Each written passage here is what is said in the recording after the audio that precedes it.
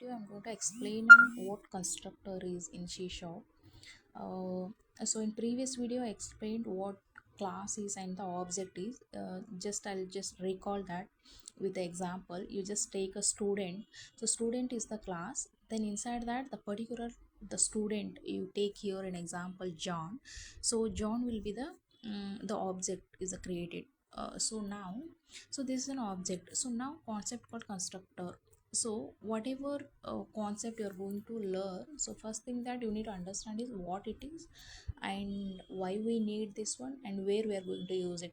These things we should have in a mind, so then we can understand any concept in easily. So here what constructor is that, uh, suppose when I'm creating an object, you can see here down here example, the student is equal to new student is there, and this is how we create an object. Student object is created when you are running an application. When comes the cursor comes to this line of code, student is equal to new student. So when you are executing this line of code, internally it will call the constructor. It will call this constructor. Above you can see here, inside the class student, here a default constructor is created, public student, the name equal to John. So this is the constructor how we create it. So what it does is that it will initialize the values of that object. Now I have a student. So student means student will have a properties, right? Student name, age, any properties, education details or address, whatever details is there, that all value should be assigned to that details, right? The properties. So that is what this constructor will do. So when it will call, when you create an object, so internally it will call this constructor, then it will initialize those values. And there are 4 to 5 types of constructors are there. So when we need to create what one. And here one more point is that, and about the constructor I'll explain it here, how we create the constructor. If you come to the code wise, the constructor name and the class name should be same. You can see the example here, class student is there, and again constructor name also the student. So class name and the constructor name both should be the same when you are creating any constructor. Then when you call it constructor, if you see anywhere the constructor definition, it will say that constructor is a special method. They'll say, because method how we create and constructor how we create, the both it looks same only. The only difference is this will not have a return type. You can see here public student is there, there is no return type here. Return type means after public there should be int, void, float, any data type will be there. That is called return type, we call it. Okay, so that will not be there in the constructor. That is was the second point. And third one is that I already explained, it is called automatically when object is created using new keyword. When you're creating an object, this new will be added, right? New student. So when you call this new student, internally it will call that a constructor to initialize the value of that object. Hope you understood what constructor is. You can see here, constructor is a special method that is called automatically when object is created.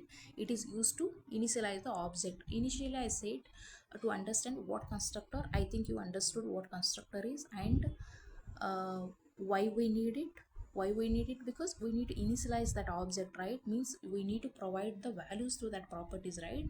Suppose the John person is there, John will have a properties values, right? His name, his age, that all values we need to assign to that. That is called, we call it as a initialize that object. So and I think, and why we need it, why means to initialize the object we need that.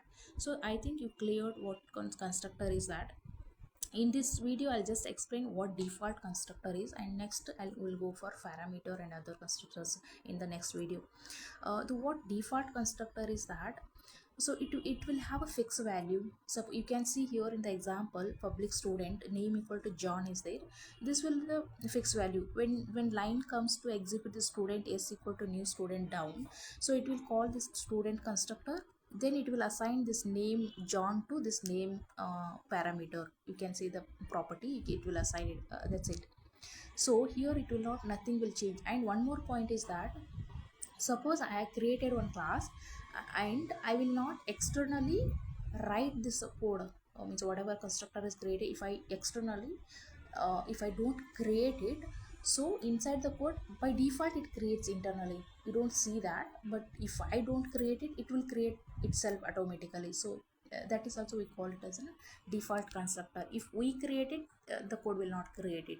If I don't create it, then only it will create it. So that is one point.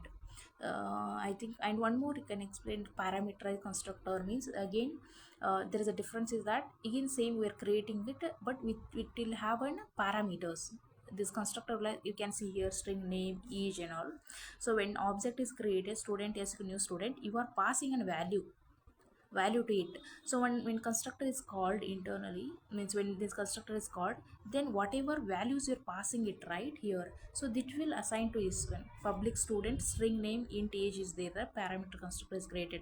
So name equal to name means, for this name I'm passing this alias, and 20 I'm passing it. So it will assign name equal to name is there, right? For this value, name will go alias, and age will be 20 will be assigned.